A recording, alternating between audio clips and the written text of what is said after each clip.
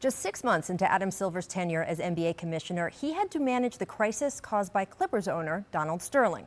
Since then, the league has faced plenty of other major issues, but none as significant as what the league is grappling with now. So, Adam, thank you so much for joining me. And I just want to start by asking you what the last week has been like for you.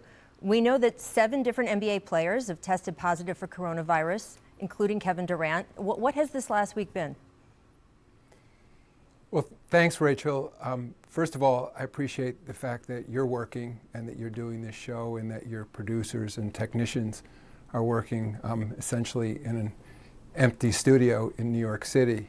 And I know that in essence, it's a public service that all of you are continuing to work to provide news to people around America. And I'm doing essentially what most Americans are doing now. I'm working at home and observing the protocols that have been suggested to us, including sheltering in place and hand washing and social distancing. And so I think for our league, again, we're a part of our society.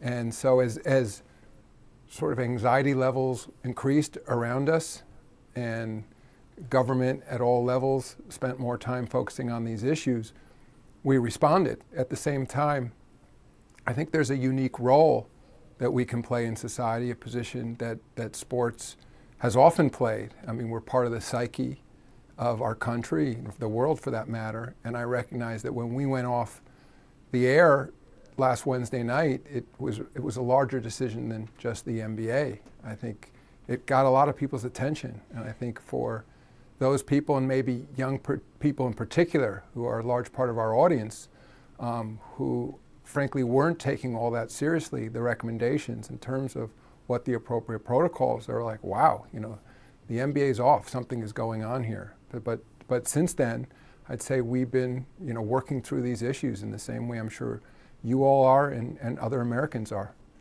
Absolutely. I mentioned the 7 players with the positive tests, including Kevin Durant. What was your reaction when that information crossed your desk, or I guess I should ask your kitchen table since you're keeping out of the office here? I'd say in terms of the last 4 from the Brooklyn Nets, I honestly was not all that surprised. I think based on what we're hearing and given the lack of testing that's available, my sense is, especially in the New York area, that if you took almost any random group of New Yorkers, that it would be likely, increasingly likely, that there are going to be some positive tests. On top of that, again, and this is what led to some of the testing in the league in the first place, you could put our players in a category that some would refer to as super spreaders. And that is, they are young people who are working in close proximity to each other. They are traveling at great frequency. They are regularly in large groups, including the public. And for the young cohort in particular, large numbers of them are asymptomatic. And if they do have symptoms, they're relatively mild.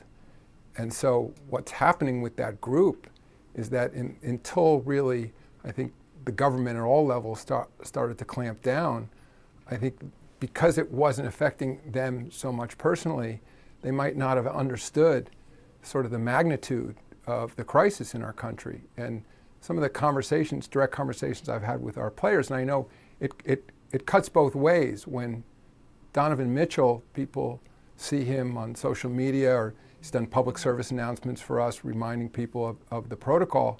When he says, hey, I'm good, I'm healthy, we have to be careful that other young people don't see that and say, hey, he tested positive, it's no big deal. What I've said directly to some of our players, the issue is if you hug grandma, frankly, you could be putting her in jeopardy. I mean, this is again, we're learning more and more about COVID-19 all the time, but it's particularly lethal for older people and people with underlying conditions. So I think that in the midst of this crisis, as I said, I think there's a particular role that the NBA can play in terms of getting the message out, especially to young people. Thanks for watching ESPN on YouTube. For live streaming sports and premium content, subscribe to ESPN+.